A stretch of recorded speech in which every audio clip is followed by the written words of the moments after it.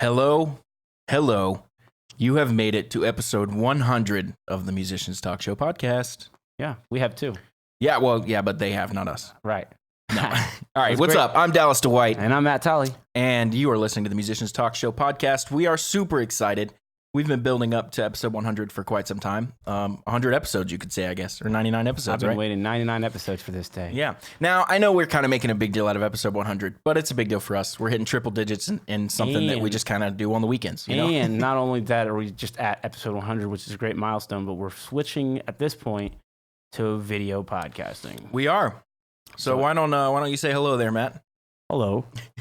I didn't know you were going to put it on me first. I'll say hello. Say hello, Dallas. Welcome to the show. Yeah, so it's good to do this, man. I'm glad we get to. This is the first step in video, just getting it. We're going to probably move to a studio and have a full scene and setup. Yep. But for Hopefully right at some now, point. this is the beginning stages, and now we can talk to you and you can look at our not so beautiful faces. I have to try to remember to look into the camera.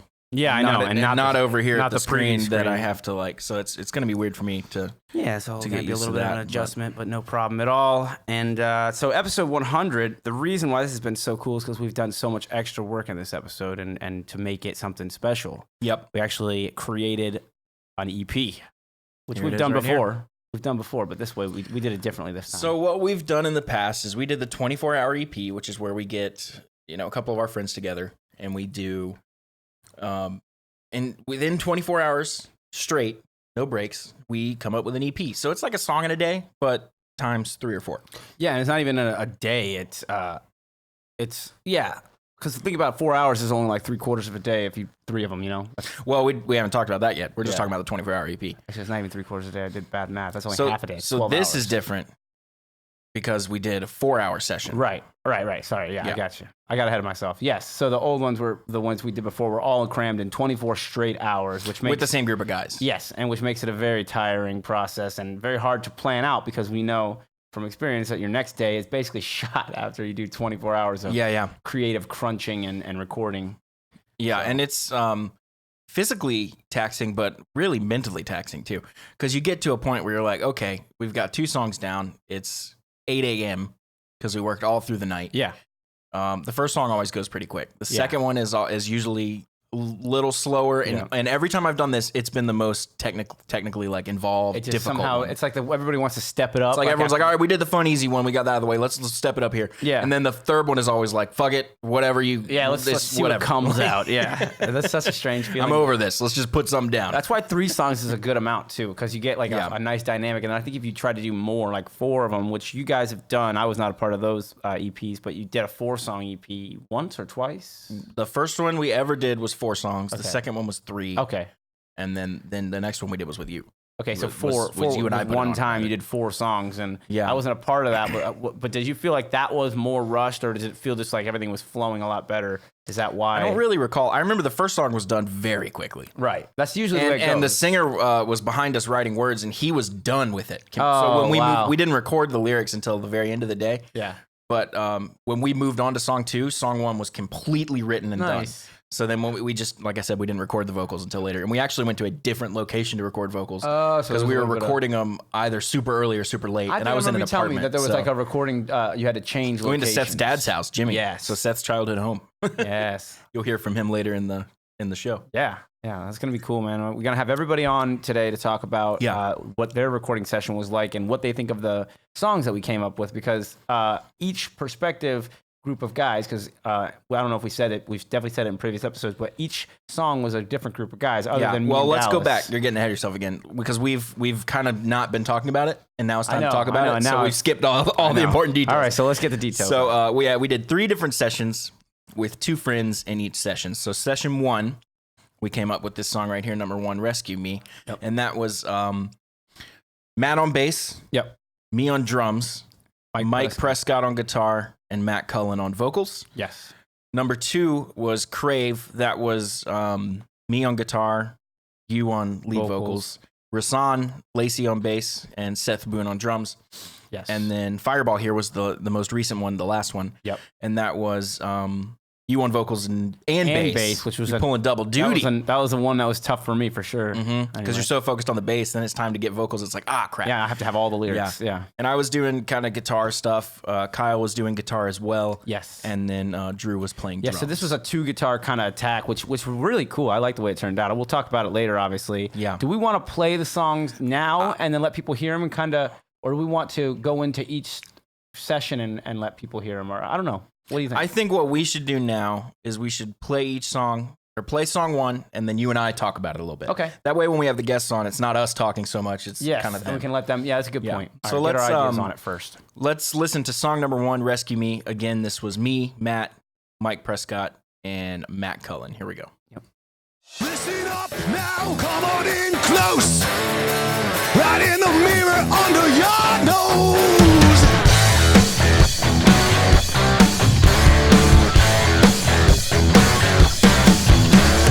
What it once was, what you lost, calls like a freight train.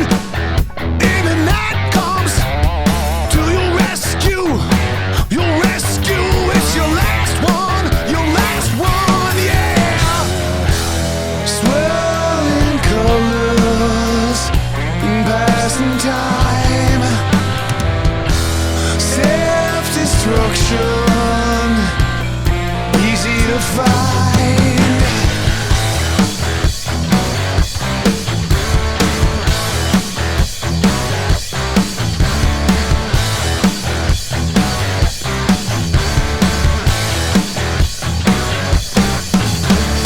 But it's too much and it's too late. Take it all in while you wait. Nothing is what it seems. Turn blind eyes on your own dreams. Rescue me from this rhythm that's mine. This road I like. It winds, and that's me on the lock and key, waiting on an epiphany. Dark trials, fake smiles, still burning me in effigy, in effigy.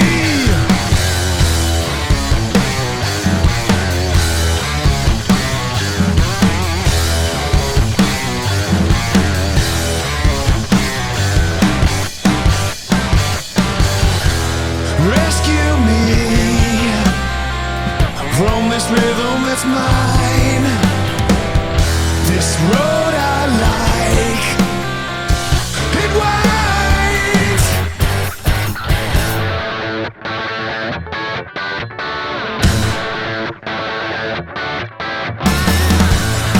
Rescue me. Rescue me, please.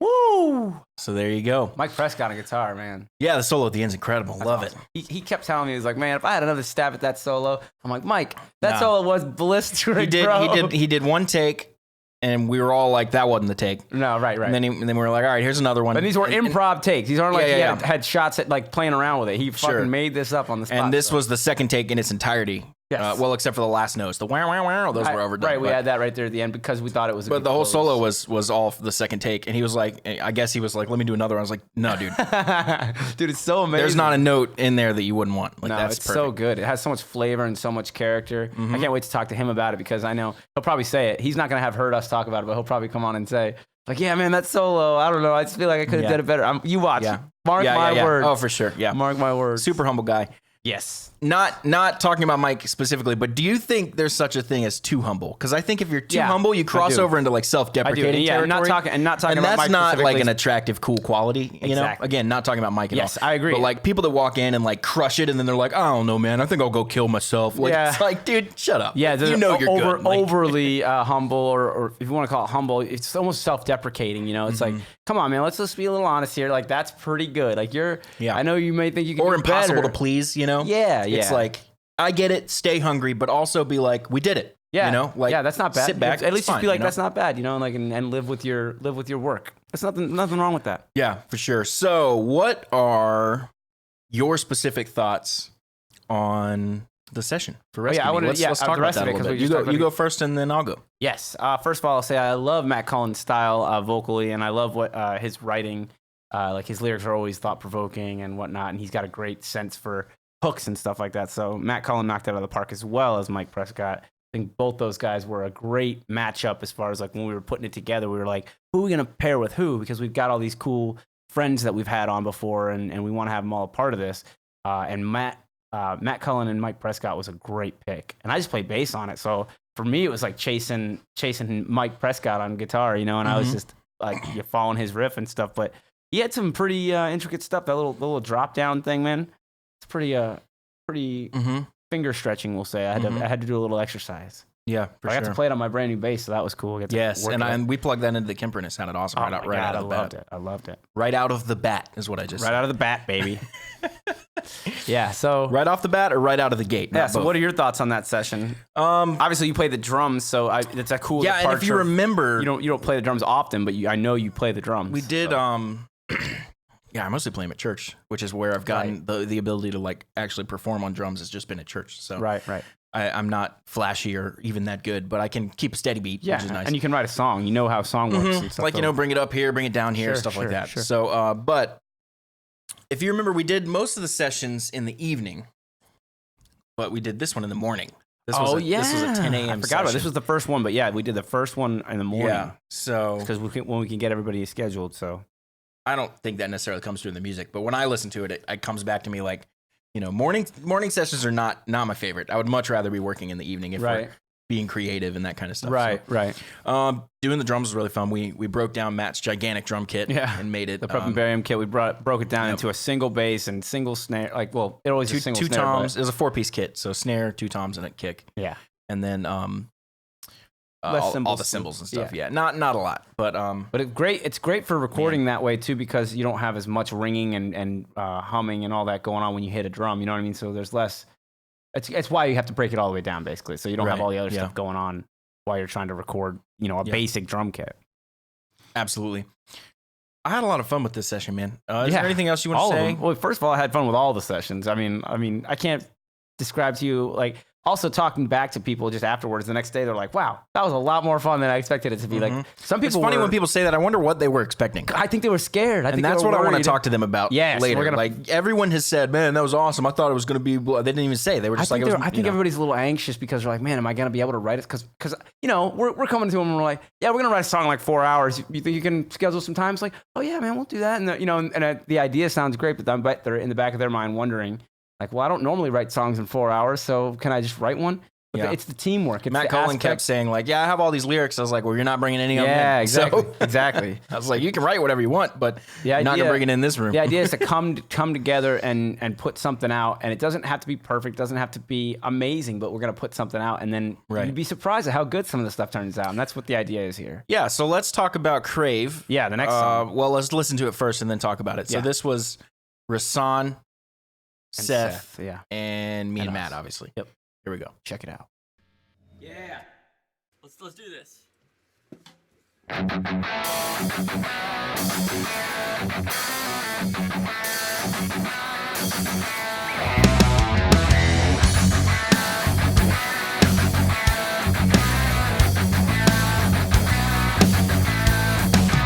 Light me up, don't put me out. Bringing the ship on back around. Cast your love or cast your doubt. Saying nothing while you run your mouth. Take it from me, there's nothing to see. I don't have all the answers you see. Right about now, the future looks bleak.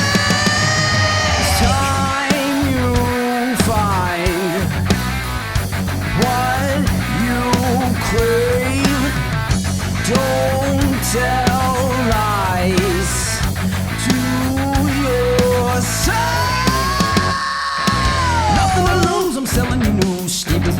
that's set by you, lost and found behind the wheel. Not literal, but it's how I feel. Leave me alone to be by myself. Don't need no help from anyone else. I'm searching for something deep in my mind. It's time you find what you crave. Don't tell lies to yourself.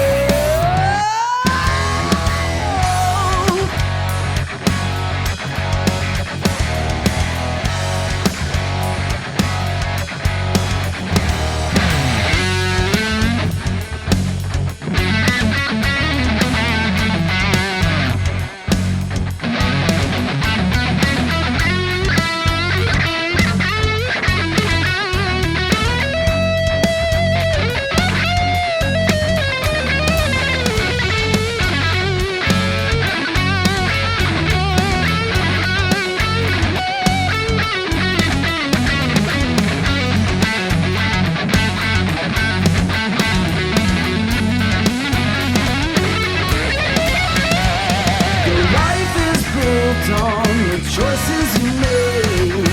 Don't let fear lead you astray. Time is aging, some will say your true intentions will find a way. Your life is built on the choices you make. Don't let fear lead you astray. Time deals aging, some will say true intentions find a way. It's time you find what you crave. Don't tell lies to yourself.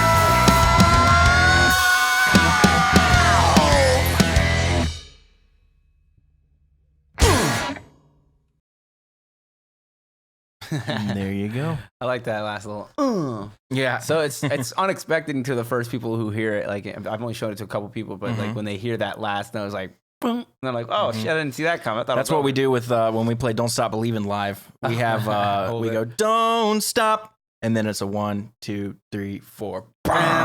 So everybody claps, and then Yeah. we do the beginning, and then they clap way louder. Right. Brings it up a notch. So That's it's cool. Really funny. That's nice. Yeah, what a cool song.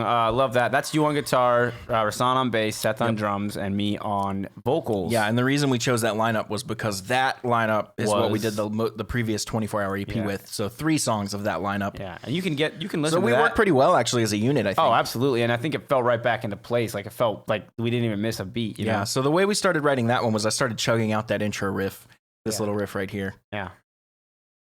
Let's do this. So I was just chugging that riff out, and Seth started playing like dun dun dun da da da da ga da da da ga da da da ga. Yeah. And I was hearing dun dun dun dun ga dun dun dun. Like I was hearing a 6/4. Right. He was hearing a more of a 6/8 kind of thing. Right. And I just started laughing super hard. I was like, that's so crazy how we heard 2 totally different things over Yeah. the exact same thing that I'm playing. Yep. So I was like, okay, well, let's do this. We'll start with the big heavy one, Yeah. which is this one here, I think.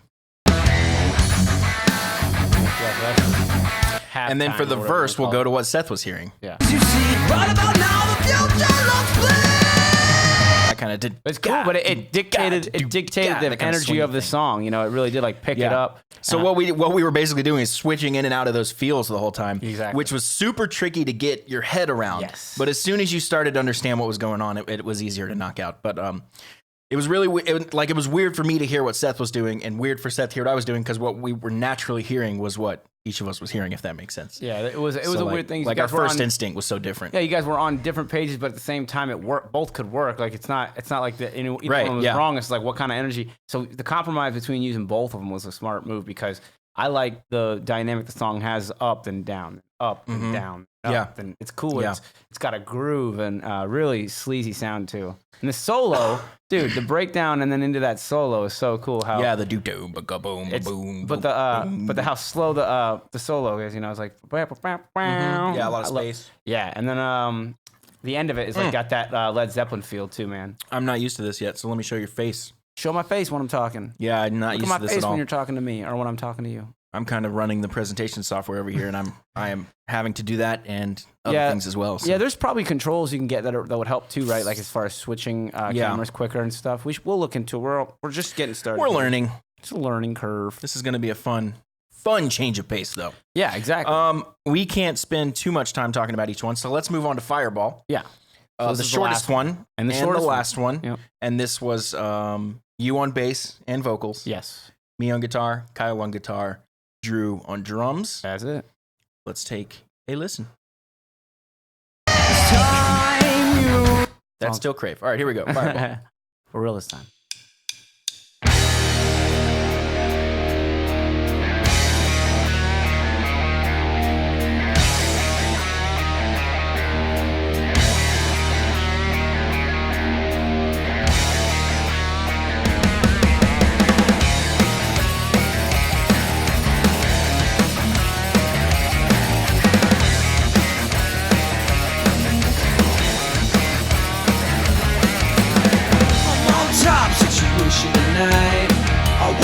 Until you're satisfied. Give me all you got while I take my time. And I've got no time to lose when I spend it with you. Yeah, you know just what to do. Baby, so fireball tonight.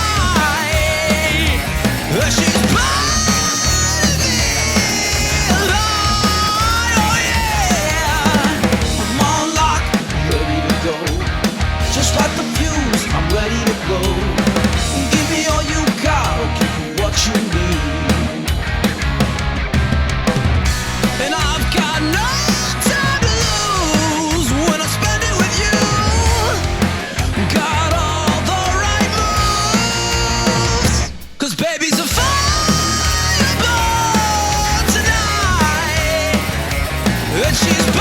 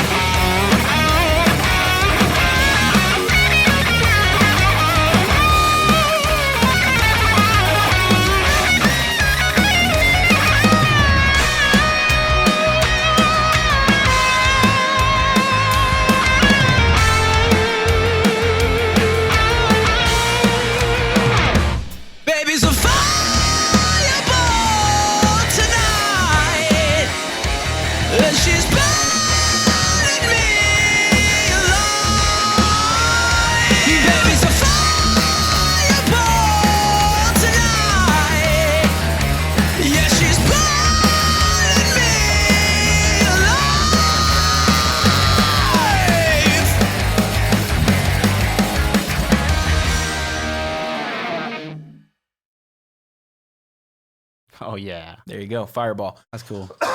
Excuse me. Couldn't cough during the thing. Had to No, cough yeah, as soon yeah. as I unmuted it. How'd that work? You know. A couple of notes on this one. Yeah. The solo for that one was recorded with the Slash amp head, Yep, where most so- everything else was the Kemper. Right. All the other, other than Pretty much direct in everything else bass, was, yeah. other than the direct in bass, but everything else was Kemper. Yeah. So that solo was the Slash We AFD hooked up 100 head. Dallas's tube amp, which is a mhm. little bit more work, you had to set up a microphone and all that stuff, but it was totally I worth it coincidentally had it with me. We would not have done that. I just Had you not happened to had have it, the amp right. with me because of a different reason. Exactly. Because I was picking it up or something like that. But Yeah. That's so cool because it just. So I was like, well, we'll bring it in and maybe do it for the solo or something. So all the guitar tracks on that are the Kemper, except the solo is the amp, and it has a really nice bright character to it that I really enjoy. Yeah, dude. Well, And that was through your Marshall cab, though. exactly right, which is a the 1960, JVM cab. Yeah, JVM. I think it's the same one I have pretty much. But it's you're close. slanted though, It's right? close. I think. Yeah, mine's slanted. Yours is Yeah. straight, Okay. Yeah. And then another interesting thing about that track is that we recorded the vocals through a Super 55 Shure mic, which is which is like the Elvis mic. If you're and thinking. it's like old school vintage looking retro styling, and it's a live mic really. It's not a recording mic, but and I think a lot really of the appeal to that mic is its look over its sound. You know what I mean? And there's a cheaper version. There's like a $150 version and there's a $250 version. That is the more expensive version, and from what I understand, they just use better components inside it. Okay, so it's less likely to give you problems. So Rescue Me and Crave, we used the SM7. which is, again, here I go forgetting that Right. we're on. Right. Which That's is a this mic right here. Yeah. Exactly. And Matt has one too. So we brought them down. Yeah. And this is what we recorded vocals in for Matt Cullen and for you on Crave. But Yeah. for Fireball, it was something different. Which is, it's not unheard of that you use an SM7 to record vocals. I mean, James Hetfield does scratch tracks. No, SM7's primarily for vocals, dude. There's so many albums that have SM7s on it. All of Michael Jackson's stuff was through an SM7. No way. Yeah. I would have never All thought of it, that. dude. A lot of the Chili Pepper stuff. It's No not way. a scratch mic. This is a real top of the line. Well, I know James Hetfield used him in the studio nonstop. He'll be standing in the control room. Well, they singing used them with for scratches. I think I don't know if they ended up using them for the real. Right, one. and that's the thing is you can if the scratch tracks work good with an SM7, then okay, we'll go back to the SM7 when we do the final vocals. But if you feel like one spot's lacking because maybe it's a particularly clean vocal part, maybe you go back and do that with a condenser mic. Yeah, I don't know, but the Your Slate condenser mic is the pretty SM7's awesome. really good for rock and metal because it can take a beating. You can sing super loud into it without getting into trouble, without overblowing the diaphragm. So yeah. Anyways, another thought that we On had that. while we were listening to that is none of these songs were recorded to a click track. yes, that's pretty cool because usually I think in the previous 24-hour EPs, the click track's All been best the clicks, because yeah. then if anybody makes a mistake, you don't have to do the whole take again. I think we're getting pretty confident. It says a lot about the fact that we just go for it basically on these, and I don't think we did too many takes. Oh, well, it's worth saying, that's a good point. Just because it's not recorded to a click doesn't mean that it was necessarily live. No, These were both. This was not to a click and live. So I would be sitting over here with the computer, this computer actually, and I'd look around the room and be like, everybody ready? Here we go. And I'd hit go and we'd all play together. Exactly. So that's how we did these. On the three. drummer, But, basically, yeah. Yeah. I think that's going to wrap up this first portion Oh, of we're the there? Yeah. podcast. Perfect. Anything you want to add on these songs? No, I'm just really happy the way it all turned out, and I can't wait to talk to these guys to see what they say because I know they had a good time. I want to hear what their final thoughts are now that they've had time to listen and let them sink in. And they've all heard all three songs, so we're going to talk about all of them, which is going to be fun. So right now we're gonna pause this. We're gonna get Matt Cullen and Mike Prescott. I just realized I told the wrong person the wrong thing. Oh no, Got to adjust that. So we'll be right back. Yep, we'll be right back. Well, first of all, guys, thanks so much for coming on the show. Wanted to first say this was episode 100. It was a huge milestone for us. So we went all out. We did all these sessions, and we're just super thankful you guys were a part of it and loved the end product and wanted to bring you guys back on the show to talk about the process, talk about your thoughts on how everything turned out, and to talk about the other two songs that you guys were not a part of. Right. So, Matt, why don't you start? Am I Matt or am I Cullen this time? Remember, we have Yeah, Matt we problem. got two Matts. You're Cullen. All right, so Cullen, you start. All right. I was really impressed by all the songs, guys. I mean, 4 hours, they came out great. I had a lot of fun doing it. I enjoyed meeting Mike and just throwing people in the room. That was a really cool thing. Has to be done again. Yes. The other two songs, I don't even know who the lineups were. I'm really curious about that. They were Crave and Fireball were really cool. I wanted to know who was doing it. Was that Matt? Who was doing what? Sure, we can run you through it. So we had let me pull them up here so I can see. We had Rescue Me, obviously Crave was me on guitar, Matt on vocals, and then Rasan, my bass player, on bass, and Seth on drums, who was my old drummer in my old band and still a really good friend. And then Fireball was Matt on bass and vocals. Yeah, I've only said this 100 times and I still can't remember. And then me and Kyle on guitar, and then Matt's friend Drew on drums. Yeah. Very cool. Yes, and the reasoning behind who we picked is that, you guys have all been on the show before and been on our talk show episodes where we really just, shoot the shit and kind of talk about what's up in each of us, lives and stuff like that. So those are the more personal, we do the interviews and stuff like that with professional touring artists and all that. But obviously, like, the people that are on our talk show episodes are people that we, associate with and like to, create with and stuff like that. So you guys were on the short list definitely to be a part of this, and we're definitely going to do more in the future. Right. Yeah, Matt brings up a good point. We chose you guys because you were involved in the podcast in some way. So we wanted episode 100 to really be like a coming together of a culmination of everything we've done so far, kind too, of. So. Yeah. And be creative. So yeah, Mike. Well, congratulations why don't you jump in? on 100. I heard in another episode, I listened to one of your other podcasts, you talk about the the people that say they're going to start a podcast actually do it. That was the and most then- recent one, episode 99. Yeah. Yeah, I thought that was a funny statistic. Oh, that was all bullshit. We have no idea if that's real or not. That's totally, Well, everybody knows. It sounded good. yeah. Mike, what are your thoughts? I want to hear some. Eager to hear what you have to say. Well, I was first of all, I'll echo Matt's comments. Congratulations on reaching 100. As he indicated, some people only talk about it. You guys are actually walking the talk, and to get to 100 is a real true milestone. So my hat's off to you. And I'm kind of honored, which kind of understatement. I'm honored to be, a part of that journey that you guys, set forth on. So thanks a lot. Also honored to be a part of the project, that we're here to talk about today. I enjoyed it. I thought it was a really great opportunity to get together with folks that you may know a little bit, you may not know at all, but one thing's for sure, you've never worked together. So that was pretty exciting. And it's a real organic process getting together in that way, in that regard. So it was really cool. As it relates to the other two songs, I'm glad that you took a moment to describe who was involved in those, because my hat's off to all of you guys. I mean, those were some tremendous efforts. I mean, just incredible musicianship all around. When you listen back to the song that Matt and I worked with you and Matt on, that was really awesome. Matt's a tremendous vocalist, obviously a wonderful lyricist, and it was a real good opportunity to work with somebody of that caliber.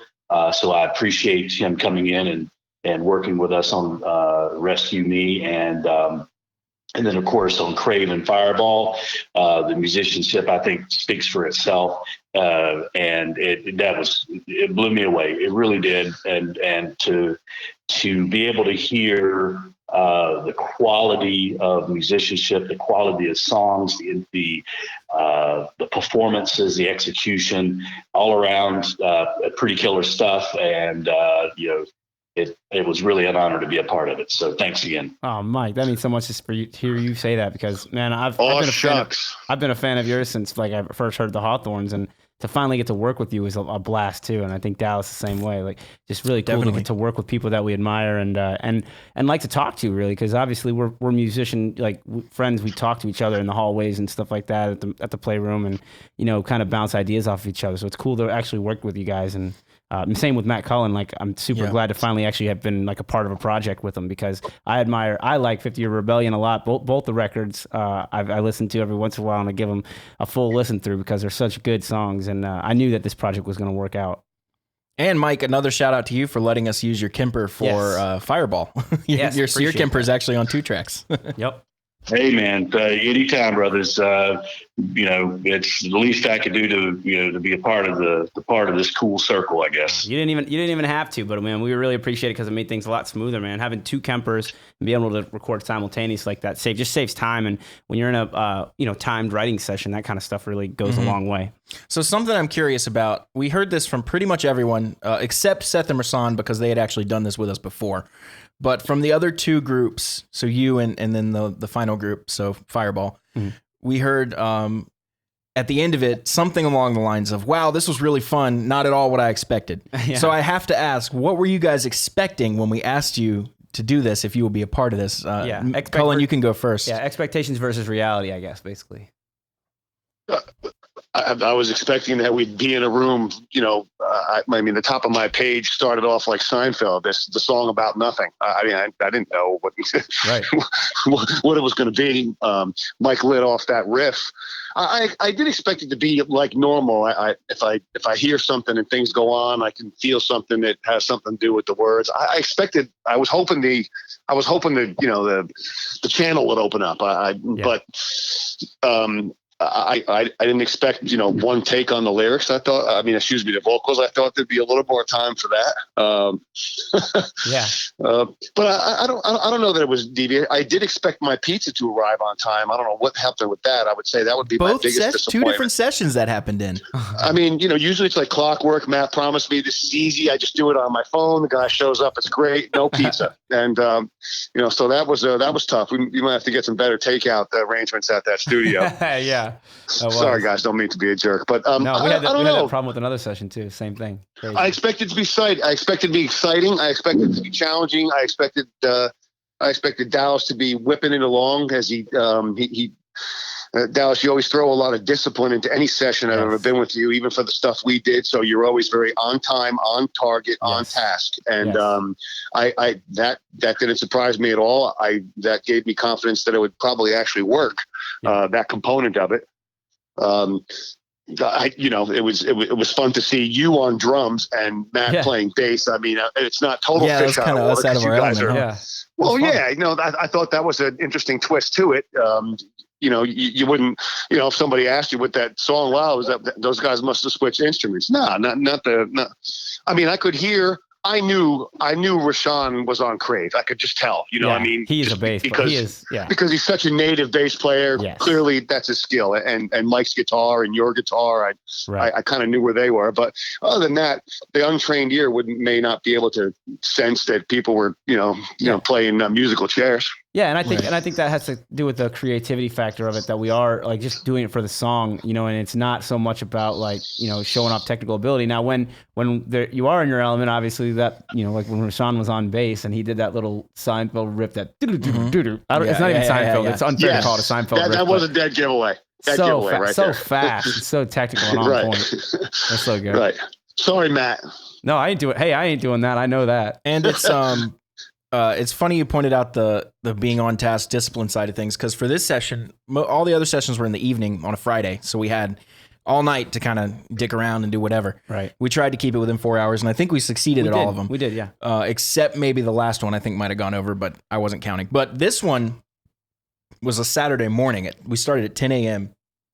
And after setup and everything, we didn't really get started till 10:30. Right. And I had a hard out at 2. Right. So that's why with this session, I was probably even more like, let's go than I had to be, because I knew we had a very limited time to finish it. Yes. But we couldn't walk away with like, well, we did good, but we didn't get to the vocals. We had to get everything done. Exactly. So it meant kept keeping the pace moving and making sure there was room for time for all that. But I'll say that in every one of these sessions that I've done with you, you are like a very motivating factor, and you do keep everybody kind of thinking about like, all right, what's the next thing? You should be getting ready for the next part. You should be doing this, and that's important, man. Like you definitely are a crucial part to this operation and how it does. So hats off to you, Dallas, always pushing it. And well, thank you guys for the kind words. Yeah.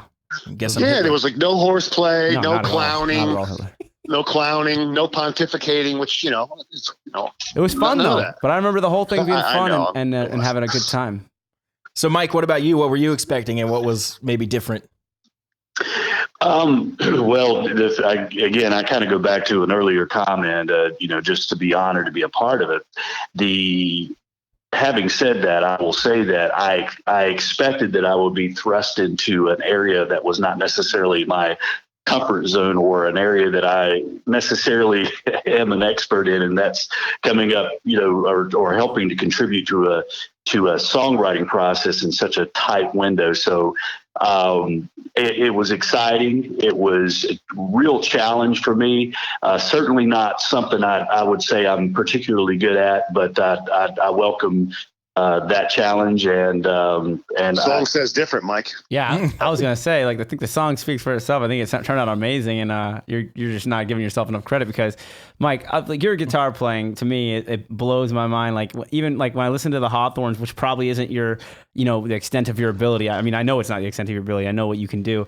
But when I listen to the track, man, like, that's why I'm glad I got to work with you, because I got to hear it, like, you go for it and just do your thing. And it was fun. Like, I was telling Dallas, the cool thing about the way Rescue Me turned out was it was driven by a different guitar player, where it's usually either, me or Dallas, or actually it's usually not me on guitar. I usually just kind of take the vocals, but it's usually Dallas on guitar or whatever, and to hear you kind of take the reins on it was cool. It just it changed the whole flavor of a thing. Yeah. And it was nice for me to take a different role as well. Yeah. You know, and I appreciate the very kind words. And you know, I agree. I'm when I sit back and I listen to the song, I'm with you guys. I mean, you look back at it, you're going, man, that's cool as hell, and to be a part of that was pretty amazing. You know, you had mentioned the Hawthorns, for instance, and just a real quick note on that. A lot of the stuff that, you know, you've heard there, or things that kind of, I guess, really were, you know, there wasn't such a short runway to come in and to work on stuff. In other words, we had several demos of all of those songs, and they just kind of worked out over time. But this was a good challenge, though. I mean, you know, to come together with both Matts and Dallas. I'm going to echo again. It's going to be like a broken record, man. You really, I think, behind every great musical performance, there has to be a driving force, and Dallas, man, dude, you got that. I mean, you really do. I think you command a lot of respect in that situation. You know what's going on, you know what needs to happen, and you keep everybody running, man. So I think a big part of the success, at least for Rescue Me, and of course we weren't there for the other ones, but you know, again, when you listen to them, it kind of speaks for itself. But for Rescue Me, I think for that to have been able to be done in the 3.5, 4 hours that we had, it was all about you know, Dallas driving the execution there. Yeah. So yeah, and you're right. Again, the other songs were the same way. You're totally right. Is Dallas's ability to organize and get everybody like where they need to be when they need to be is definitely a huge part of this, and it's efficiency. You know, like, and that's you bring that to the LA Maybe, I know too, because we had been planning this particular one for months, you and me. So I mean, this wasn't just me, you know. Sure, yeah, and we got there early, we set up, and we got things ready so that way, you know. And for this particular session, the Rescue Me session, you and I went in Friday, yes, and set everything up for a few hours. Yeah, so because we knew we were going to have such a short amount of time, it's better. I wanted to be able time. to roll in Saturday morning and hit record. Yes. I didn't want to roll in and be like, all right, where are the mic cables? And then, and another thing is like energy levels. Like when you go in and you have to set the whole session up, then you're a little bit tired already, just because you need a break. Before you even start. You lost maybe your inspiration or your spark. So you know, like at least like I like to set up and then at least have a break in between going, but to do it the night before is definitely a good way to do it. And that was a good move as far as efficiency. And the setups were pretty easy, especially by the end. We kind of got in a groove there. Yeah, thank you guys for the kind words. I had a blast with this session. Yeah. I know Matt did. Yeah, of course. Any final thoughts you guys have on anything to do with this or the other songs? I wanted to mention the other songs, guys. Fireball. I suspected it was Matt, and Matt, you really need to take a look at, if you haven't already, or if you don't know this already. There's a guy named Eric Knudsen, and he played in this band Flotsam and Jetsam, and you've heard of him certainly, and maybe know them well. That's where Jason Newsted came from, of course. But we got to see him. They knocked around New York and things like that. You should check out the album Drift. I need to look into them, because I definitely know of them and have heard a couple songs by them, but I haven't delved really in. So that's something for sure I'll do. It's great music. Yeah. And number one, and number two, when you hear some of it and then you listen to yourself on particularly Crave, and you're going to be pretty surprised, because it channeled them. It channeled them immediately. Immediately awesome. came. All right, then I'm definitely going to listen back for that. That's and cool. Matt, you once said that. Well, Cullen, you once said that Matt sounded like Damon Johnson, and I was like, oh, what do you mean? And you sent me a song or whatever, and I was like, damn, that sounds just like Matt. That's crazy. Well, the brother Kane, it was like the first song off one of their albums or something, and it was, it's not nobody ever sounds exactly like another person, but there's little times here and there where you're like, that's Matt, right?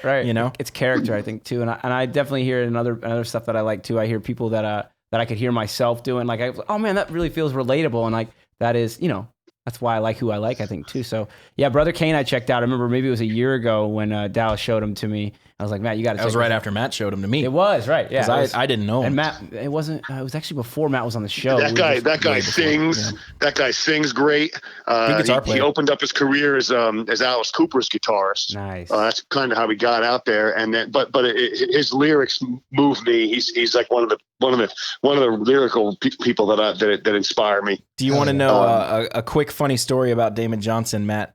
When I did that the gig with Duff, P. Hux, Parthenon Huxley was there, and we were rehearsing together. Just met him, and I'm chugging along to some ELO song, and I have a really heavy right hand. You know, I chug really hard, and I do all the palm muting and stuff. And he stops the rehearsal, and he looks over at me laughing, and he goes, "Where'd you learn to do that?" And I was like, "What?" I was like, "What are you talking about? I'm just kind of chugging." He was like, "You know who you sound like? You sound like Damon Johnson." And Oh, no way. come to find out that P. Hux and Damon Johnson are like really good friends. They go way back. No way. Oh, you didn't tell me that. Such a small world. Yeah. So I was like, Oh, and I dude. was like, I have to tell Matt that. I have to tell Matt because you're the only person that had ever told me about him. So I was like, I thought that was so funny. Yeah. No, that guy's awesome. I also thought I guess the time signature and that and the bass and the way you guys were hitting that rhythm in Crave, I thought that was really cool.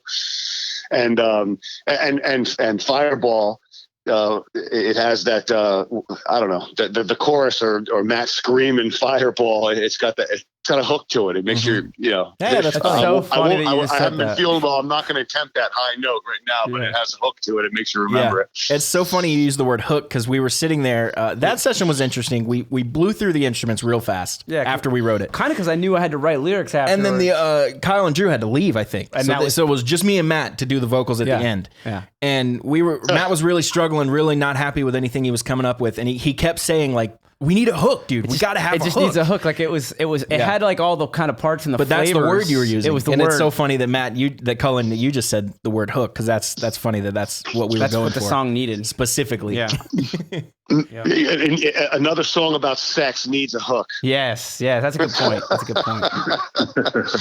That That was a real stretch for my vocals too. I'll say that I'm not used to singing that high. Like it was really pushing it, and it was late at night. It was late and we had already been going for a while. Right. So that was a tough one. And we were going through different takes and different ideas. So Yes. with every one of those takes, Right, your that we voice threw is going away, down your and voice- down and yeah, down. you're losing your- and it was stuff that like didn't even make it because we changed it. You change a lot because that's the thing is like when you don't have the biggest thing about being on these crunch time writing sessions is getting the lyrics while the music Lyrics is and the being put vocals are the together. hardest part every time. Yes, so you have to kind of get a head start, and while the song is being formed, you have to be like formulating ideas. What's the song going to be about? What's it? What's this? What's that? And then by the time the vocals come up, you already have like ideas put together, and then it's just a matter of doing a few attempts, and Matt. Yeah, no, I had the benefit of having you guys like, loop for a second. I play, Mike, play that, play that again, that again, so I could, add on to the verse. I had the benefit of sitting there while you guys worked the turns and things like that to do that. I can't imagine it must have been tougher if you had bass duty too, so, Matt. So I'm like learning the guitar bass. duty. I'm learning the riffs and stuff like that. And when the changes and transitions are coming, that's one thing that did help though, is I already knew how the song changed. Like I already was like familiar with, like really familiar. I felt like with where the changes were coming.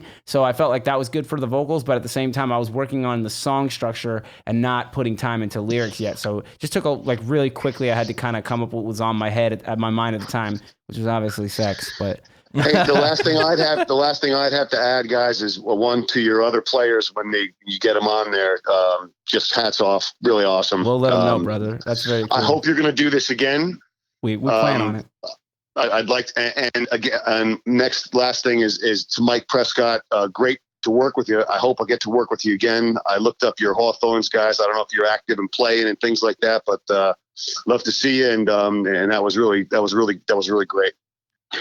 Oh, thanks, Matt. I appreciate it. It was an honor to work with you. Matt had been singing your song, so to speak, for some time, and so when we got a chance to work together a few weeks ago to do this, it was pretty awesome, man. And I got to be honest with you, when we walked outside while you were doing your vocal track, I was thinking, man, we got like 20 minutes, 30 minutes to record vocals. And I was like, man, good luck with that. And then when we heard the vocal part.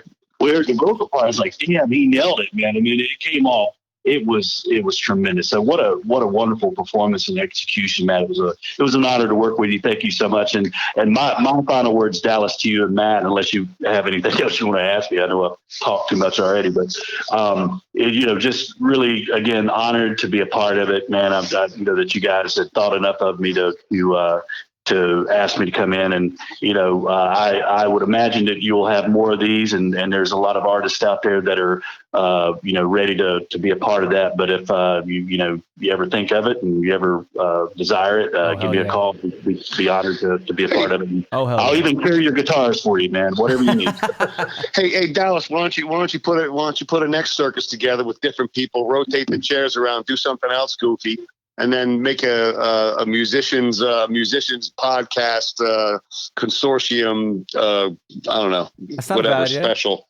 Yeah, we kind of talked about maybe doing more of these because it seems like these really, people really enjoy these. I mean, and not just us; it's the that participate. Yes. It's the people that listen really Yeah. enjoy it too. So, yeah, we want to do more. We talked about making them more frequent. We usually do one a year. Yeah. Which Because is it was what it's 20, been. but that was when it was 24 hours in one run, which is hard to get everybody. We did that scheduled. in 2018, right. and then we did this one in 2019. So Right. I mean, we've been doing basically one of these a year. This one was a little different, but Right. And I like this though. I really like changing the lineup. It kind of gives, and it's crazy to me how in line with genre and flavor they are. They are very different, but they are very on point as far as like direction and feel. And I don't know if you guys knew this, but we are going to be releasing this. Yes, it'll be on Spotify. Everywhere. It'll So be everywhere. Spotify, Apple Music, all that good stuff. So if you feel like sharing it with people, you'll be able to do that. I don't know when that'll be done, but soon. Yeah, it takes a little while for the upload process to happen and for it to actually be distributed. So, but once it's out, we'll be sharing it and we'll let you guys know so that way you could share it hopefully and see what your friends think. It'd be interesting. I like the full Yeah, it'll be experimental fun. aspect about it. Well, guys, thanks so much for coming on. Can't thank you enough for your time, both in the sessions and today. And we'll definitely be in touch about future stuff. But I just want to say thank you. Amazing job. Love the song. And we'll be talking soon. Yeah. Happy 100, guys. Thank you, Hey, guys. thanks a lot, guys. Appreciate it. Have a wonderful day. Thanks. Appreciate See it. ya. First of all, I wanted to thank you guys for coming back on the show, making time aside from the session, and for being a part of the session as well. So thank you guys so much. We got Rasan and Seth on with us now. We're going to Yes. talk about the song that we recorded with them. Which was Crave. Crave. Just took me a Crave. second. Tried to say it at the same time. Yeah. And I was trying to make sure I didn't say the wrong one. Cause Yeah. that's what, you said fire with shit. yeah, wait. No.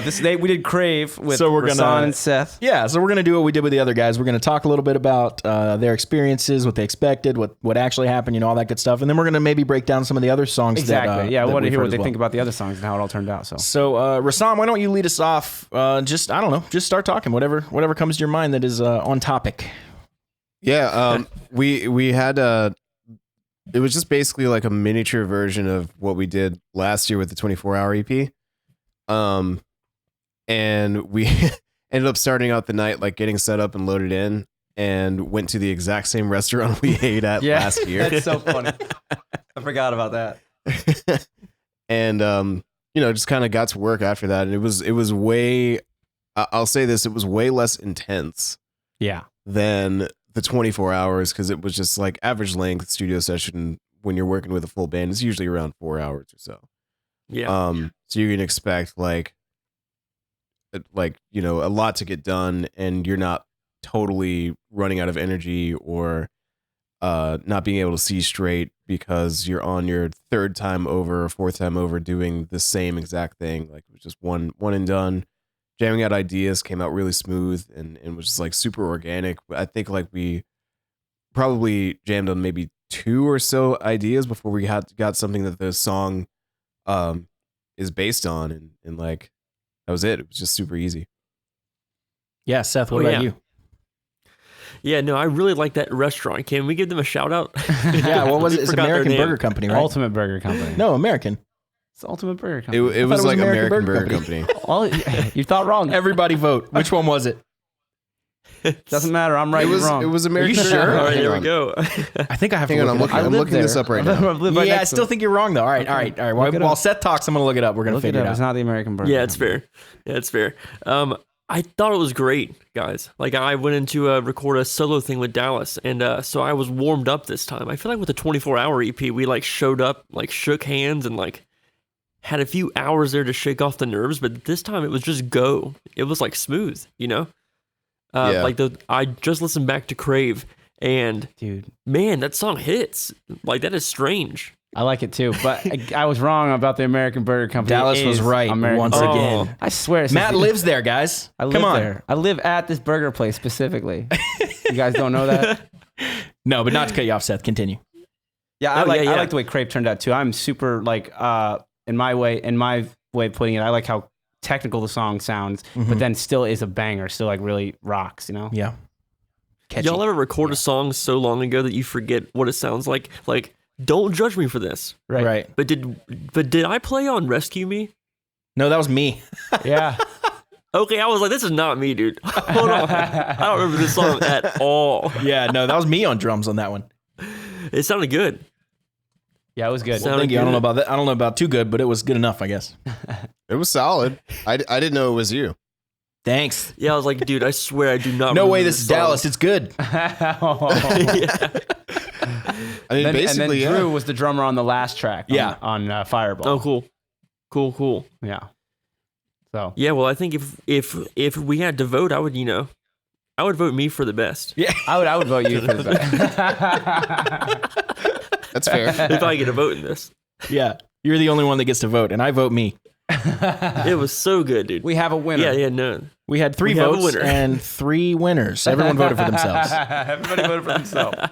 I wanted to say my favorite thing about this Crave session was that opening riff, the dun dun dun dun dun dun dun dun. We talked about this earlier in the podcast, but I wanted to bring it up with you guys.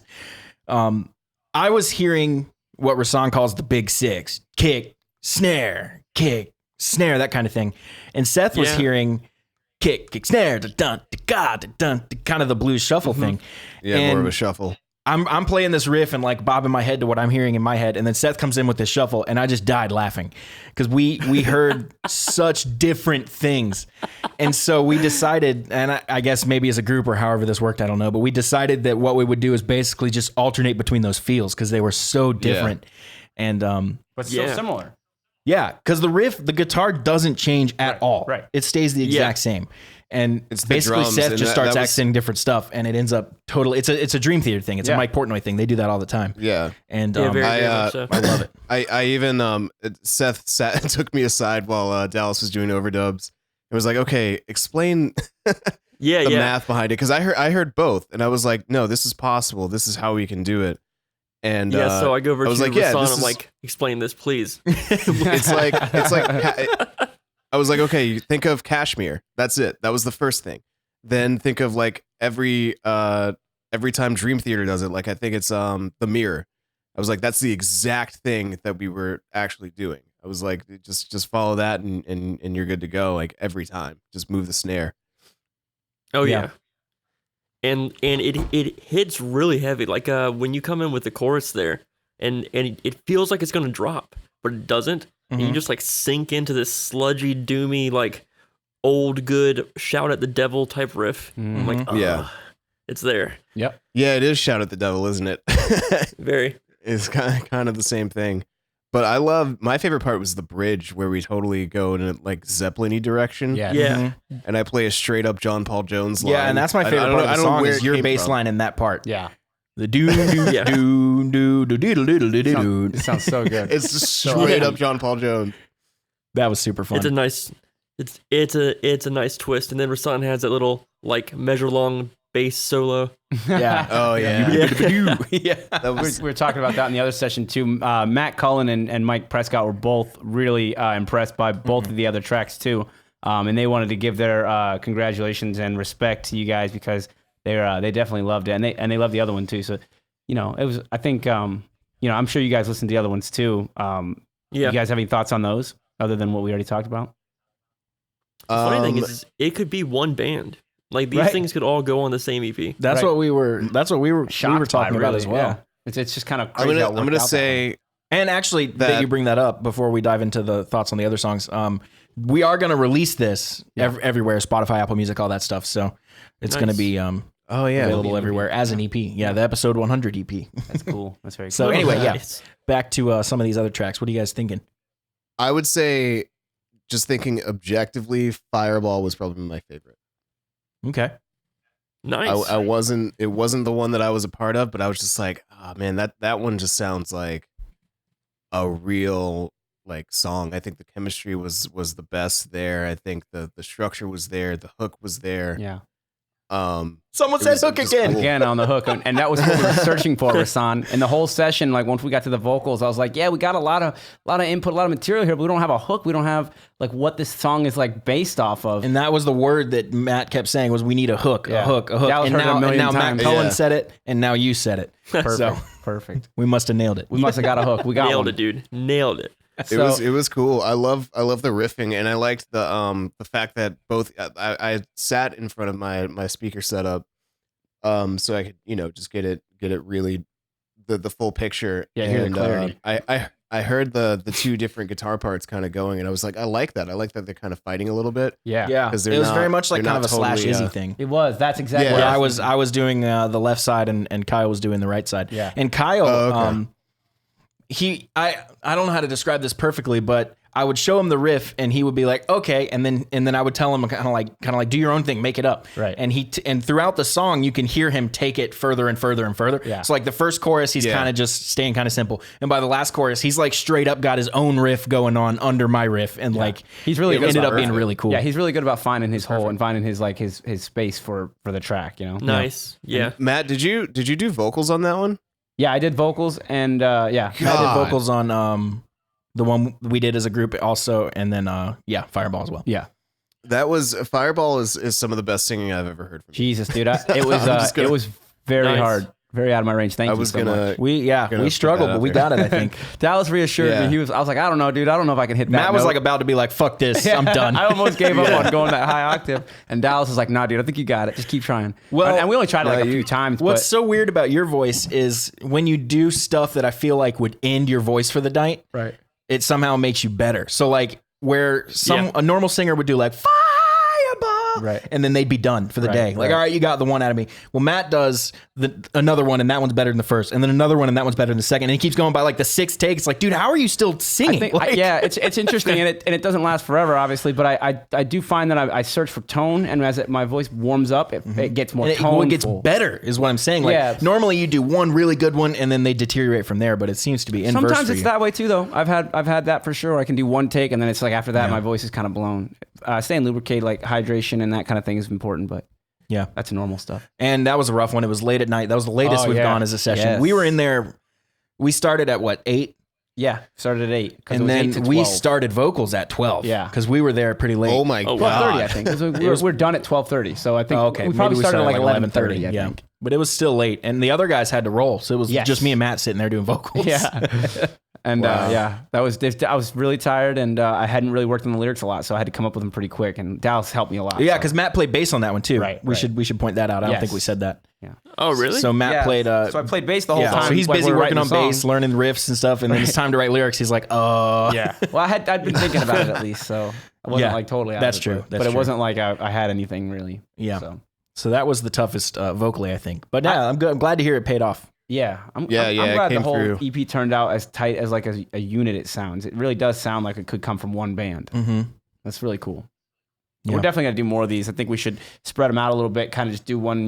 We'll do one in July and we'll do one in August. and- We've seen Yeah. good, like some of the best results we've seen on this podcast have been following these kinds of things. yes. So we were kind of talking a little bit about maybe making the podcast more about this Right. kind of stuff. More not a about, bad idea because- more about creating and creativity with Right. different guys instead of just talking. But we'll still do that too. I guess. But it evokes a conversation about this. That's hard. It's a really hard thing Right. to talk about. Everybody knows that music is a hard thing to put into words sometimes. So this is like a kind of a way of attempting it at least and So getting. we could take this Yeah. anywhere. We could, remote sessions with Harry, just all Sure. sorts of things we Sure. could do. Yeah. And it seems to be, I don't know. These things are always promising. really fun. And just the result, the reaction that we're getting from everybody seems to be inspiring. Like almost everybody we worked with, and you guys will know because we should talk about this while you guys are on. But the 24-hour EP, we and Dallas were just talking about it. It's like pulling teeth to try and get somebody to agree to do that one because it's 24 hours of your life you're going to dedicate, and then your next day is basically next day is shot done. too. Yeah. So it's like it is a big hit to your schedule and everything. But these seem very very much more feasible. And people are more excited to say, like, when can we do another one? you know? Everyone has said like we want to do another one. Right. Now I will say for you guys for this group, this is like old news for this Right, group. Like yeah. we wanted to have you Yeah. guys in a specific group because we wanted to get that lineup together that did the Yes. 24-hour EP. It works so well. And yeah, I love what we came up with. But it What was would be it was not interesting- hard. We got in, we locked in, we sat down. Everybody knew exactly how it went. Where some of the other guys would walk in and be like, "Okay, like what do we do? Like, do yeah. you want me to just like do you have something?" Right. Like, and this one we just went in, locked, loaded. We knew what was going on. Exactly. It felt like just getting right back into the groove of things. So Yeah. It'd be cool to kind of shuffle around the lineups too, and kind of see what else we would come up with, just as being different. Like me and Seth, like I know how to, especially now this being a second time, I know how to play with Seth. Yeah. Yep. Like, I know his little quirks. I know, how to direct him. He knows how to direct me. He knows even without telling me verbally, like what to do to get what he needs out of me. And I feel like I can do the same thing. But any of the other drummers, like, I don't know, or like if I play guitar on a track and Matt plays bass, I don't know how to tell him like, this is what I need out of your bass line. Right. I think that would be really cool is to have us switch instruments even Yeah, or definitely. something. I don't know. Experimental is definitely like kind of the premise of this. So that we're definitely totally down to try that kind of stuff. Yeah. That'd be really cool Yeah, to hear just- you on guitar on something, Rasan. Yeah. Yeah. It's very, very spotty. Hey, that's why you gotta need just- patience. Yeah, you just got to do what you can do though too. Like, don't shoot for the moon. Like, obviously you're not Right. going to be a bucket head or anything like that. But we can. The ability for a song to be good is not necessarily based on the technicality of player going to do. Almost inverse. Yeah, it exactly. Almost contradicts it in a way. Like if somebody's too good at an instrument, they can almost lose the the feel of a song or something. Yeah, Right. exactly. Well, I mean, every for the most part, most really good songs were, 3 chords. or even something. if they were by really good musicians, Right. they were shat out in an hour. right, It's like, right. Any That's kind of how it is. any final thoughts from you guys as we wrap up? We want to do the expectations versus because this Oh, is yeah, good different for point. them, but Oh yeah. Well, that's true. Yeah, this doesn't really apply to you guys as much, but we heard from basically everyone except you. Wow, that went really well. I had no idea what to expect, which my first thought was, well, what were you expecting? right. So that's what I wanted to ask you guys. What were you expecting from this? And yeah, maybe how is this different from the 24-hour EP and better or worse, whatever, anything. Rasan, you want to go first? Yeah, my expectations were pretty much they were met. I kind of knew that it would be similar, and just a shortened version of what we'd already done like a year ago. Yeah. What I didn't expect was, of course, like what kind of music we would end up with, because we ended up with like 3 very, very different tracks, and it was almost like the song that we came up with was like a melding together of those 3 tracks. Yeah, you're right. Because you had Good like the heavier rock part, like the jammier part, and then you had the like Allman Brothers-y like 70s rock part, and then you had the kind of technical proggy part. Tool, I would say like there's a Tool as, like, influence in there. Yeah, Yeah. yeah, it Yeah, kinda yeah, there came out was. again somehow, and it's cool that we could almost reproduce it, but in a more concise package. Right, right. I didn't expect Consolidated. that. Yeah, I'm laughing to myself because I remember distinctly. I think this sentence came out of Seth's mouth. He said, "I think I just feel way more comfortable playing it in 7." It's like, how fucked are you? Like, 7. because we had it in 6, and Seth was like, "I don't know. I just feel like this one bar right here. I feel like this bar has to be 7." That's so funny.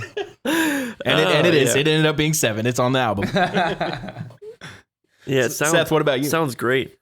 Yeah, no, I knew what to expect. It's funny because I think the more comfortable you are with people outside of music, like as individuals, the better your music is going to sound That's a good when point. you come together to jam. That's a really good And I know point. that, and I know that Matt and I get along because of the 80s metal influences, and he's a chill dude. Dallas and I love multiple things about pop culture, and Rasan is literally the only guy I know that plays the same type of fighting games as I do. Like the most Hell yeah. obscure thing you can think Yeah. of. A bassist and a drummer actually know way more than music, and you can talk Yes. about anything while you're working through the process. So it never We gets just talked intense. fighters. And I'll say We that just the talked going about out to fighting eat it. beforehand was something that That's we've kind of made a huge, dude. tradition That's huge. between this group at the very least. But kind of like it's a really nice bonding moment before you go create music with people. Kind of see feel each other out, kind of getting comfortable with each Gets other. everything in a good mood. And Seth, you nailed it. It's the closer and better you are as friends, the camaraderie, the fellowship, that directly comes through in the music. Yes. Or at the It very does. least comes through in the creation That's a process. really good point. you know? We don't talk about that enough, actually, man. Being friends with the people you make music with really does color the music in a Yeah. great way. Mhm. Even on the record, Yeah, yeah. Like you can obviously see it on Yeah. stage. Yeah, but, for sure. it comes through in recordings too. So That's yeah, super any cool. final thoughts? I know we're wrapping up here. No, I'm good. This was awesome. Thanks for having me. Well, we're gonna Yeah, do it again thanks a for lot sure. for- We're gonna for doing figure it out what the again. schedule will be like, but we definitely want to do more of these, and you guys are on the list already, obviously, because you guys make it easy. You guys kill Yeah, it. you guys, the OGs. All right, man. Well, we'll talk to you soon. Thanks so much. All right. Cool, and thanks. I can't wait to do more of these. So thanks again. Peace, guys. See you guys. Thank you. All right, we're here with Kyle and Drew, and the first thing I wanted to say, like I've said to all the other guests, is thanks so much for agreeing to be a part of this for one, and agreeing to call back into the show on a separate day Yes. to talk about it. So we really appreciate that. We know it is a little bit of time out of your guys' day, so thanks for that. Yeah, no problem. Yeah, thanks for the opportunity. The 4 people on the podcast right now are responsible for the song Fireball, Yes. which it sounds to me like from everyone else we've talked to is the favorite of the group. I like it. I think it's a lot of fun. So, good job to you Yeah, guys. yeah. I think you've created the This is song my that everyone favorite, too. agreed was pretty much the best. That's pretty cool. That's pretty cool. And yeah, we'll say that like when we were talking to everybody else, they all gave their hats off and said like just all the songs really they're really proud of everybody's effort and pretty blown away. So that's pretty cool. Absolutely. So we heard from a lot of people. They said this went really well. Not at all what I expected, kind of thing. And I have to know, what were you guys expecting going into this? Kyle, you can go first. Well, I don't know, the way it was described to me, or maybe I just wasn't paying attention, or my mind was somewhere else. I didn't realize exactly what the whole process was. So it took me just a little while to kind of really get up to speed of what we were doing and trying to accomplish. And then kind of once I did, it was really cool. And I really felt like by the time it was over, I was ready to start over, you know what I mean, kind of thing. So it was definitely cool and had a lot of fun and would like to do it again, knowing what I know now kind of thing. Nice. Drew, what about you? I went in with anxiety, of course, like I do with everything in life. But I really didn't have any expectations. I know, working with you guys we were going to come up with something quality, obviously. So I don't know. I was pleasantly surprised with the outcome. And Yeah, Drew, I remember talking to you about it too beforehand, and I think, like a lot of people do, they kind of think things up a lot, and and you're definitely worried that maybe you won't be able to, pull it off or won't be able to perform because you'd never done it before. But I know you, and I would never put you in a situation like that I didn't think you could, obviously handle to the fullest, and I think that, just judging by the way everybody's reactions have been to the songs and stuff like that. And like Dallas was saying, that, like this one ended up being a lot of people's favorites. It's just your feel for the drums is awesome. And I'm really glad that you were a part of this. And this was the first one you were able to do, but it felt like, you should have been a part of this a long time ago even. And it just worked out timing wise this time. So Yeah, I really love the drums on Fireball for sure. Great so feel. that's kudos to you, Drew. fucking bring me on again. Yeah, we will, dude. We will. We're talking about doing more of them.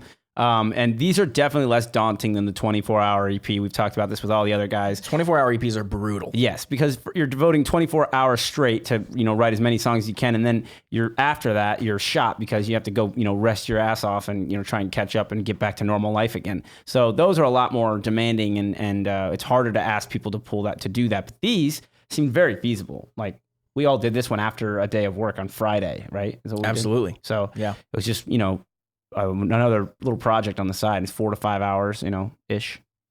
Yeah. What would you guys do differently if you could do something differently? Drink more caffeine beforehand, probably. That was definitely my move. I drank a lot. Red Bull. Yeah, I mean, for me, like I said, I guess just having a better understanding of what exactly the process was going into it. And it's probably my own fault. I'm sure I was told, and like many things, it was not. Oh, it's the all biggest thing good. I It's all focused at good. the And time. probably the reason, Kyle, more than anything, that not your misunderstanding of it, is just that we don't really go into it with a lot of expectation or there's no planning. there's no or- right way or to do ideas it. or We kind anything. of like let the shit happen. And I mean, the biggest thing that I think maybe I did tell you is that we're going to write a song in 4 to 5 hours. And I remember specifically of that on our night, and actually it happened on another night with delivery on food. And we're all hungry. We're all like trying to do this and stuff like that, and tired. But everybody's got to eat, and the food situation fell through on us on our session. So Yeah. Yeah, Oh so yeah, that the would be whole one thing. pizza debacle. yeah. Right. Make sure you were prepared to actually hit record and go at, whatever time you're going to start, not wait on the pizza man and miss time and all that kind of stuff. Yeah, would be a big yeah. thing for me. We started writing riffs. Kyle's out front waiting on pizza. Right. Well, the guy and the problem is that delivery thing was fucked up. It kept saying Yeah. like he's here, and it's like he ain't here. Like Yeah. So, Right. And then I come didn't know back, this walk in, until all we right, did. where are we at? What did I miss? Kind Yeah. of thing. And I wish I would have been had more that present. stuff knocked Yeah. out of the way. If you so I could, if you just could have kinda been less stay in the room. distracted by that, I think you would have felt Right. more on point with what we were doing because it moves fast. Like you go outside and you wait for pizza for 15 minutes and you've already missed back the whole in, half the bridge. song's written. Yeah, Yeah. the song's done almost. So Yep. it's one of those things. It's just a time crunch, and that's one of the cool things about it. But it's also one of those things that it's hard about it too. It makes it difficult. Yeah. You guys handled it so well. I'm so glad. And who was it that was it Rasan or Seth that said Kyle complimented you on your ability to play was the rhythm? Rasan. It was Rasan. Yeah, he was really happy with the way you played the rhythm. Along with Dallas's riff, it was like wasn't the same thing. Like contrasting parts, but still worked really well and complemented each other. So, hats off for you on that too, because it was. I mean, a lot of things went right in that session. It was a lot of fun. And I love like towards the end of the song. I said this earlier, but I'm playing one riff, and Kyle, you're playing like a totally different riff that complements the riff that I'm doing in a cool way, and it changed the sound and feel of the song in such a positive way. I thought that was really nice. Yeah. And I certainly felt that too. Moving along, like I said, I kept feeling like, all right, I was a little behind dealing with pizza and whatnot. Right. But certainly by the end of it, I felt like, okay, I'm getting what's going on here, and I was able to kind of like feel like I was contributing, and so that was cool. I would like to start from that point, moving forward on the next one and be in the moment kind of thing. So that was awesome. Yeah, that's one of the benefits that Seth and Rasan had actually doing the 24-hour EP. They came in, knew exactly what the deal was, and they knew this would be 10 times easier. Yes, than because the other one. They knew they weren't going to be here for 24 straight hours. So it really made it more relaxing for them, and they just came in and knocked it out. And I think if we did this again with you guys, it'd be the same way. I think just understanding how it goes and how, it happens quickly. So it is kind of, and I remember the first one that I did with you guys when it was a 24-hour EP. For me, it was like shocking. I was like, wow, like I didn't realize that. First of all, I could do that. Oops. Mm-hmm. Second of all, how that would feel afterwards. Like, cause it was exhausting. Yeah. Like it was a very hard thing to do. It's like I said, physically exhausting, but then also mentally exhausting is the big one. Yeah. Cause you're crunching, you're just squeezing your brain for as much creativity as you can. Yeah. And creativity is hard. It's not easy to come by. If it was, then everybody would just be creative artists. Have a lot less cubicles. It's not. Yeah, that's a good point. No, it's not. It's not. It's not easy to do. But it does turn out that we can do it. Like I think it has to do with our experience, has to do with our confidence. I think rolling into that with a little bit of confidence helps. And Drew, like for you going into it on the next time, I think your confidence will be much higher. You'll realize that it's a lot more laid back and a lot more less dependent on like you playing a perfect take. It's really more about your ability to write a song. And I knew from the day we asked you to do it, I was like, yeah, Drew has got to be a huge part of helping this song happen. And dude, I love that. It was awesome. It really turned out great. Yeah, and I have to say, I think, what was your favorite song of the three, Matt? And you don't have to say Fireball. Yeah, I wasn't going to say Fireball. I was actually going to say before everybody started saying Fireball, I thought Crave was the best song. And I think just the only reason people maybe think Fireball's better maybe as a song is like it's more straightforward, whereas Crave's a little more technical prog. He kind of has that more like, I don't know. But I like Crave a lot. I think that one, as far as my vocals go, I think they were better on Crave, but... I would say for me, probably Fireball. Yeah. I like Fireball. I also like Crave. I also like Rescue. Hey, it's interesting that Fireball turned out to be the shortest song, too. Yeah. And we were talking about that after. Like, you weren't even really paying attention to the 2:46. time length. Yeah. But, like, when you bounced it down, the time was 2:46 or whatever. So it's like... Yeah. And I don't know that until I hit bounce. Right. So it's like, we're not 2:46, consciously that's super trying to short, write you a know? 3.5 minute song or a 4 minute song. We're writing what feels like a song is... When it is feels the like it whole was idea. over, Yeah, it's the whole over, idea is expressed. So what did you guys think of some of the other songs that we sent you that were done in this session or these sessions? Kyle, you start off and tell us which songs you liked and what you thought. I liked everything like Crave. I thought that was a good song.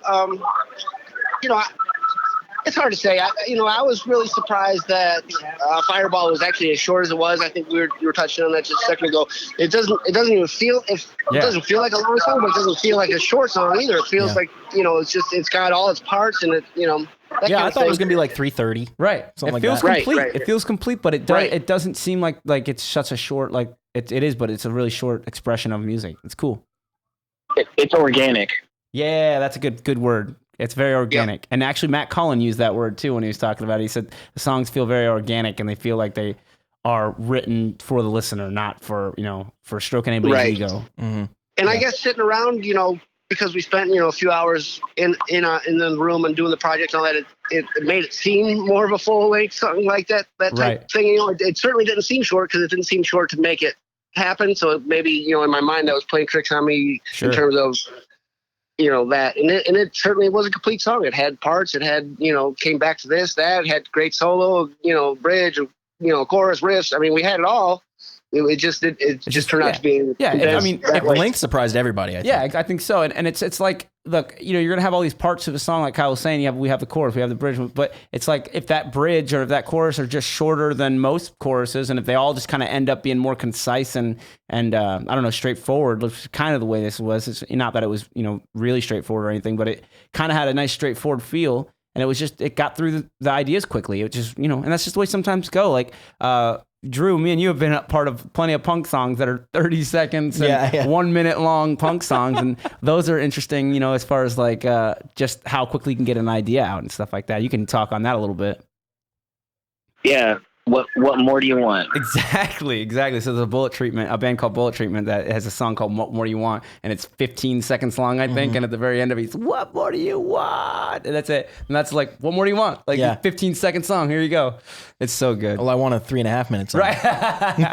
Exactly. Well, that's the idea though, is like it's like, I don't know. It's hardcore. It's the way it goes. No, that's funny. For me, I've always had, and this is just a personal thing, I've had like a stigma against songs that are less than 3 minutes. I don't like them as much for some reason. I don't know why. Right.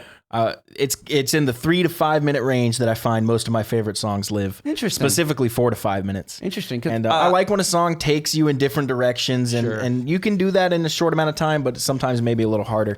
Does it ever feel rushed to you when you hear a song like that quickly? It feels like no. It usually leaves me like keep going. Right. Give me something else. Yeah. So the music that we're talking about specifically, Bullet Treatment, is like so fast. It's like it almost. It's like it's rushing through the idea of a song, but it's me and you know, my friend Dan and Drew. We talk about this a lot. Like when you have a 15-second or 30-second song.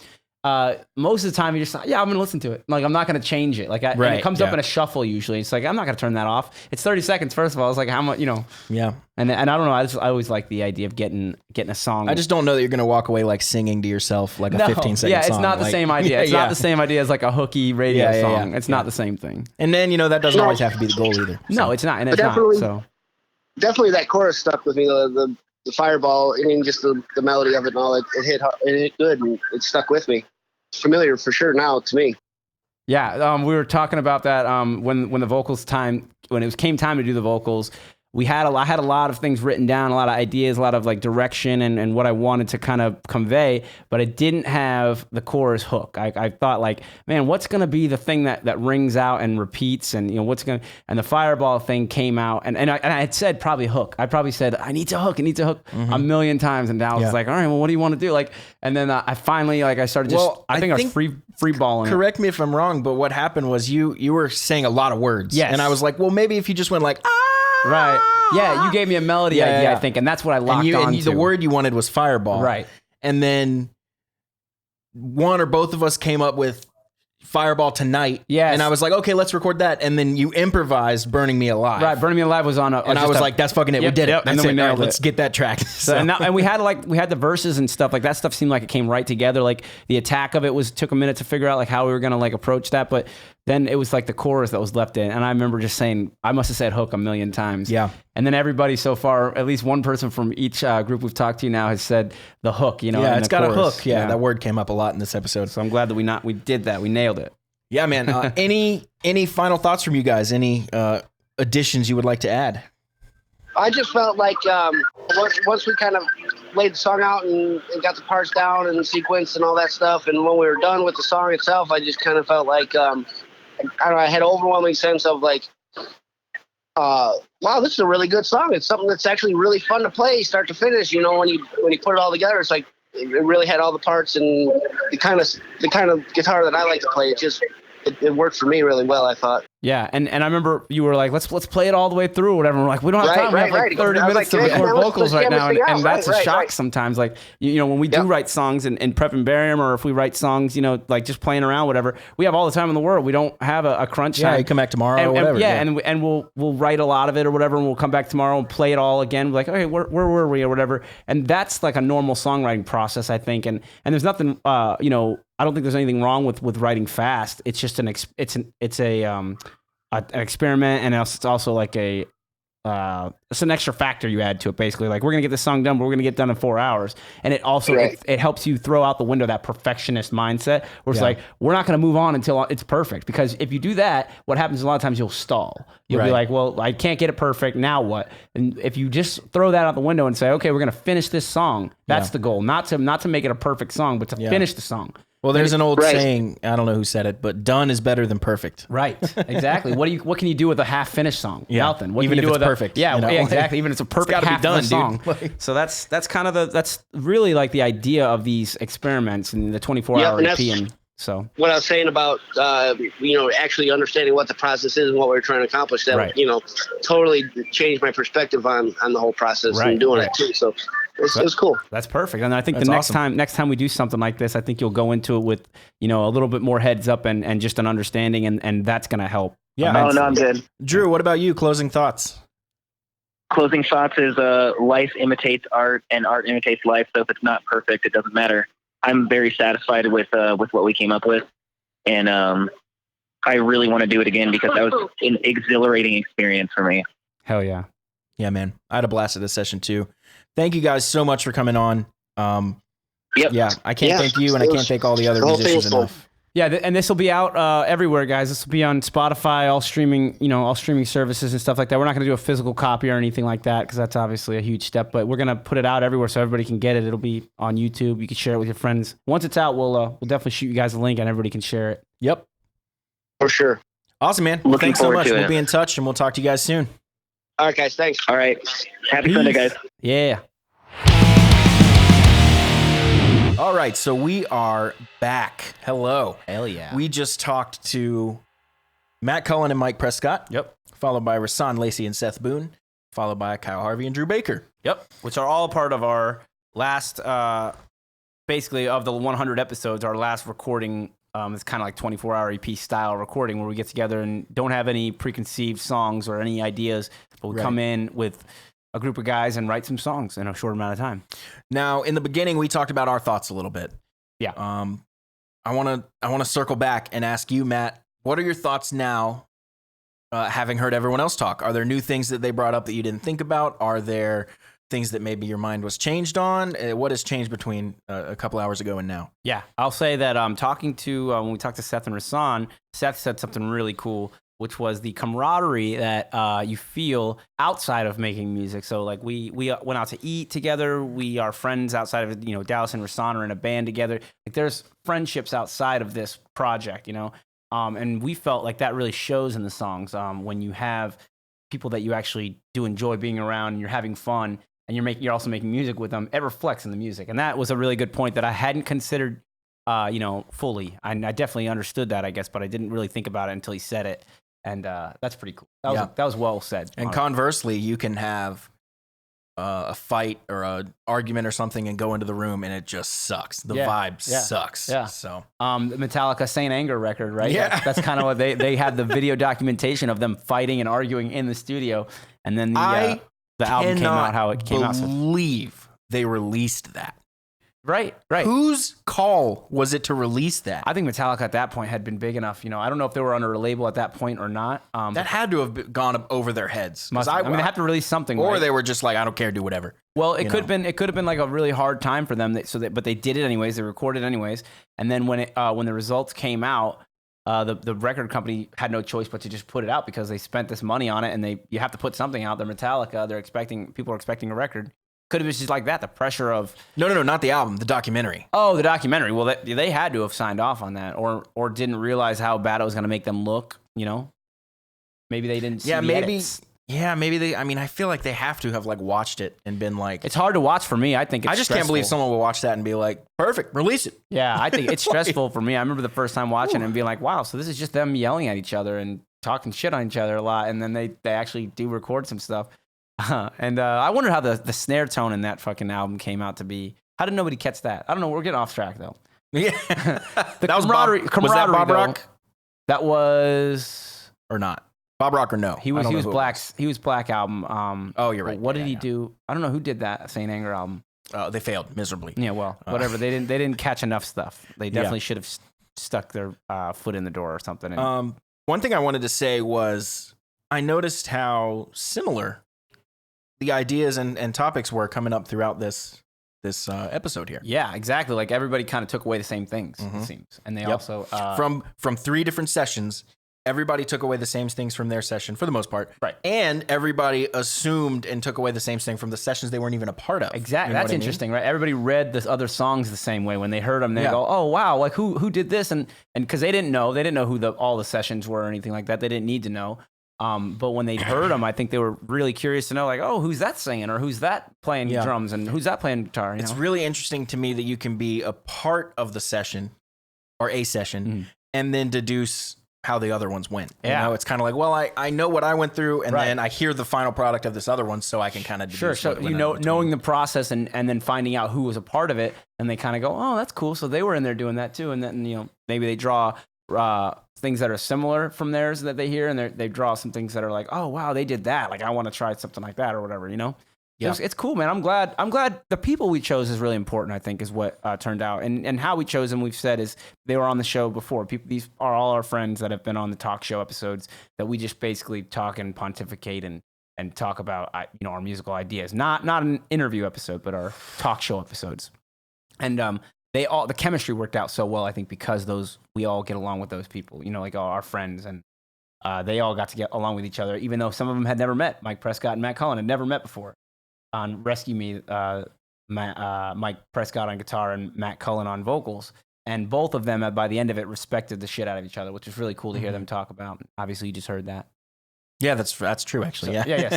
So yeah, when you're listening to them talk about that, it's that's eye-opening to me, is like what a session can do, and just like-minded people. Obviously, we get along with these people. Maybe they'll get along with each other too. It's like a mutual friendship type bond. These guys all know Matt and Dallas, and they're cool. Yeah. Matt and Dallas like them. Like I knew Matt closer than you, and you knew Mike closer than me. Exactly, but it worked out. So basically, you picked a dude, I picked a dude, and we all got in a room. Right. And then the other sessions were Seth being a previous drummer you had been in a band with, and Rasan, who you're in a band with, and then I had Drew, who I'd previously been in a band with, and Kyle, who I'm in a band with. So it's kind of interesting how that worked out. Yeah. And, Very true. It's interesting, like the chemistry and how they mix. Definitely. As we wind down here, I figured it might be cool to do a little weekend review. Good idea. I feel like you had a big weekend, you said, and then you didn't say anything else. Yeah. I had and you had something about rap you wanted to talk about. Oh yeah, I want to talk about grime rap a little there bit. There you go. All right, hit me. What's grime rap? You want to know what grime rap is? Okay, I'm gonna not like it. Yeah, so grime rap, I believe, and Jesus, I hope I don't butcher this terrible, because I just found out about this weekend. So take this all with a grain of salt. It's based out of Australia. Right as soon as I said so that, one could say it's down under fire. No, so it's like based out of Australia or something, or based out of somewhere that's different, and it's just kind of coming up now. And now there's these new guys called I'm not Poe and something, but they're like two older gentlemen, we'll say, that are Scottish or Irish, and they are doing this grime rap thing. Look up grime rap. I think you'd be super. Let's see what we can find here. Stormzy. Look up Stormzy. That's a good one that I can remember. Because this is all brand new to me. I'm trying to just checking out these artists for the first time. But man, it's interesting. It's kind of the next level. And I wouldn't want to compare it too much to mumble rap. It's kind of mumble rap, but yeah, got it. Oh, it's electronic dance beat, but it's got rap on. You're looking for grime rap, I think. Okay. I think because you got grime music genre. What's here some of the artists? Is this some of them? I don't know. Stormzy, there's Stormzy right there, but yeah, I don't know the other ones. Yeah, the microphone stand. British. Okay, so maybe it's out of British thing. It's a British thing. Okay, yeah, sorry, I was wrong. It's not Australian. It's British. But so these Rough Squad. Rough Squad. Look at the way they spell squad. SQWAD. He's probably not being ironic. He probably thought that's actually how you spell squad. I don't know. That's hard to believe. It's probably just trying to be unique, not ironic. What about Lethal Bizzle? Nice. But anyway, so these guys rap about what seems to be like just really gangster. Dude, we're so ignorant. It's hilarious. Yeah, exactly. I knew this was going to sound like this when we get on this topic. So just bear with us here. But I'm intrigued by this sound, and I wish we could play some of it for you. But I just want you to go out and check out this song. It's called Bo. God damn it. Wait, who's it by? It's by Stormzy. Okay. Yeah, pull it up really quick because it's called Vasi, something Vasi. We can't play it. No, but I want you to listen to this song because it really hits hard. It's good. Vasi Bop. Vasi Bop, that's it. Okay. You'll dig it. It's very interesting, and this is a new genre, so I don't know. All Check right, it out. We're gonna listen to this when we pack up here in a minute. Okay. Is the video like really dumb and funny? No, the video is really well shot and creative. Okay, Actually, that was cool. another thing I was impressed by is the production on these guys. People like him. Look at it. Yeah, 1.4 million. He's playing in Atlanta, dude. No way. May 30th. We're going. All right, we might go. I don't know. Check it out first. You still haven't even heard it yet, but it's like it's a hip hop styling, but like new school type, approach to it, I guess. But it's interesting, man. It's really interesting. I'm So, interested to anyways, hear what what was the that other thing even we were going means. to talk about? Weekend review. Hit me. Yeah. Weekend review. Had band practice on a Friday, trying out a new bass player. That went well. Oh, so that happened this Friday. That happened this That Friday. happened. We had to kind of work around some schedules. We usually practice on Saturday afternoons, so we did a Friday night, which is cool because I think everybody's in one sense it's not cool because everybody's tired from work. We all work 9 to 5 Monday through Friday type deals. So Friday night is tough, but also like people go out on Friday night, so we kind of made it a fun hang and played with our new bassist. As of now, he's our new bassist. It's a trial period. And he did well. He did really well. Played Nice. a fretless What's his 5-string. name and stuff? His name is Josh. Okay. He plays a fretless Nice. You got a guy named 5-string. Josh, and we got a guy named Josh. The Joshes are getting snapped The up. Joshes. Grab your Josh quick. But yeah, Hold he your Josh close. plays a fretless 5-string, which is cool because it's just it's all by ear. I guess is how the Well, when you it's play interesting that fretless. people say like, "Oh, he plays a 5-stringer." That's like me saying, "I play a Gibson." It's like, yeah, but it's still a guitar, dude. Like, But yeah, you know right. what I But I think the idea behind an extended range guitar, when I say 5-string, what I mean is that like they are, in my mind, I think a 5-string bassist and Rasan plays 6 if I'm correct. Mhm. Yeah, I think a 5-string bassist and a 6-string bassist extended just have more ability to go lower and more ability to change the dynamic instead of just being right in where the guitar kind of falls anyways. Mhm. Like that low note, those really low notes and those. I don't know, just maybe the ability to run up a scale with more strings rather than and just 4 strings. So yeah, but that doesn't affect you.